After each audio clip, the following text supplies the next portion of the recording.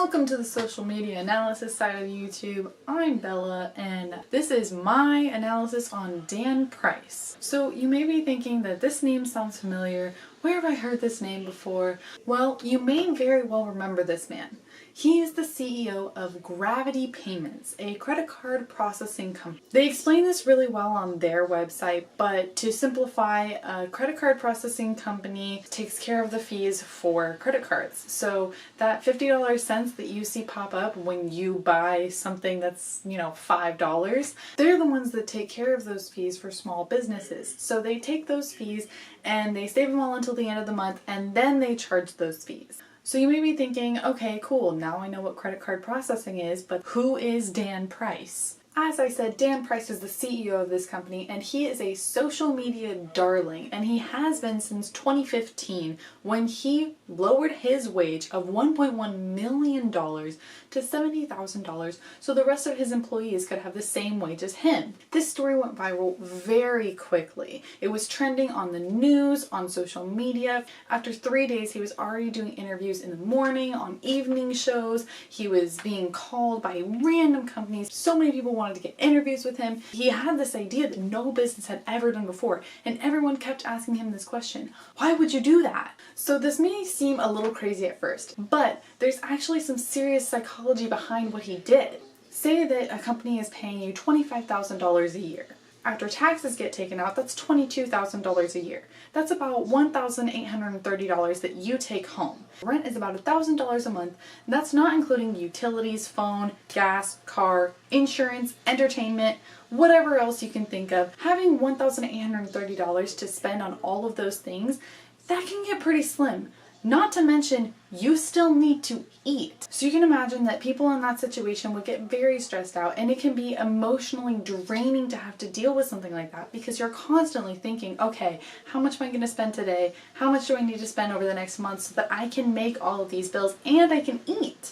At $35,000, you take home about $30,500 per year, which is $2,560 per month. That is by far a lot more manageable, but it doesn't leave a lot of wiggle room. There isn't room for saving, there isn't room for extra entertainment or extra expenditures.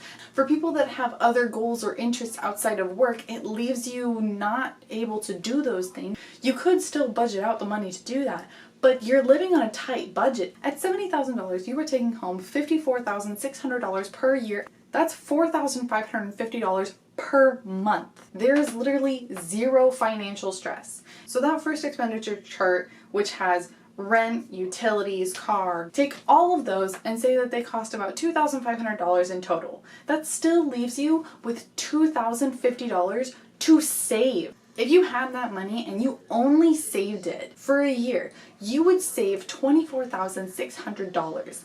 That is a yearly minimum wage for someone. And you just saved that. So now that we've broken down the financials, why did Dan Price do this? What was the motive? Obviously he did it for the benefit of his employees, but what about the huge increase in revenue and social media coverage he got from doing this? In 2019, Gravity Payments made $44.5 million. That was almost triple from 2014's $16.1 million. Of course, a company is going to grow. I'm not doubting that at all. And clearly this is a company that has a man behind it really thinking about how to make a profit. Because if you're gonna pay people that kind of wage, you need to be thinking about where that money is coming from. So what does he owe his profit to? Is it the raise that he gave his employees so that their productivity goes up 150%?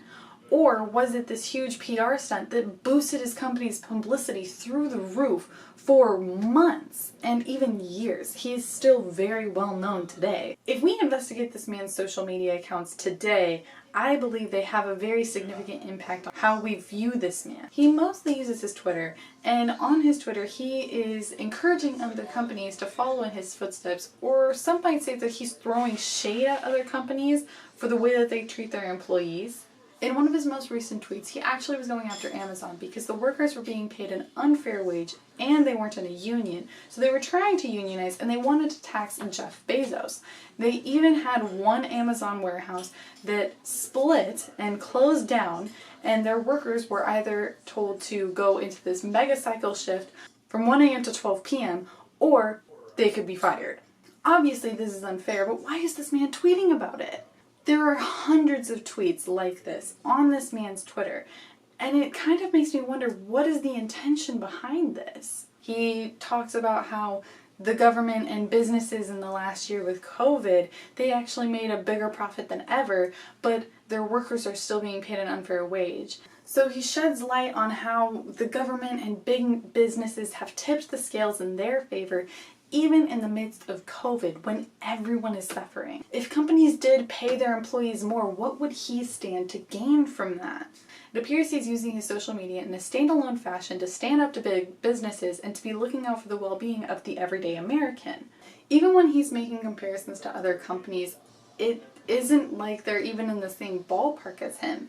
His company works with small businesses. So I believe if he's going after these bigger companies and those bigger companies are getting less business, then more people are going to be going to those small businesses and he will stand to gain an even bigger profit because his credit card processing company will therefore need to be used more. The big ticker for me is that this is a private company. If it was a publicly traded company, then I would say, okay, he's doing this simply because he wants his stock price to go up and his company to gain a financial standing better than yesterday or the day before. Him having such a private company even makes it difficult to find his financial statement. I can't even find the 2017 statements. The only reason you could even find statements dating back to 2010 is because of the court filings that were filed against him in Exhibit D. At the moment, I can't really pin down what he's trying to accomplish with his social media.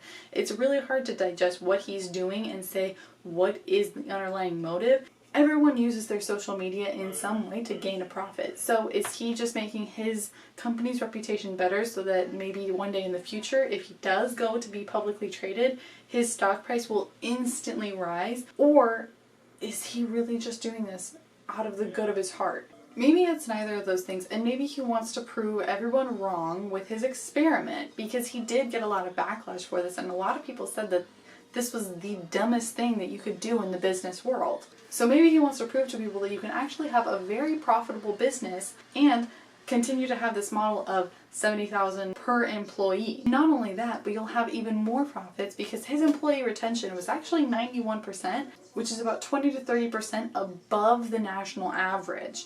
And having employee retention does increase profitability. I think his next steps are really going to show us whether he really is that saint that everyone paints him out to be, or whether he's just like the rest of us and trying to make as big of a profit as he can for himself. I would really hate to see the latter, but we'll see what happens.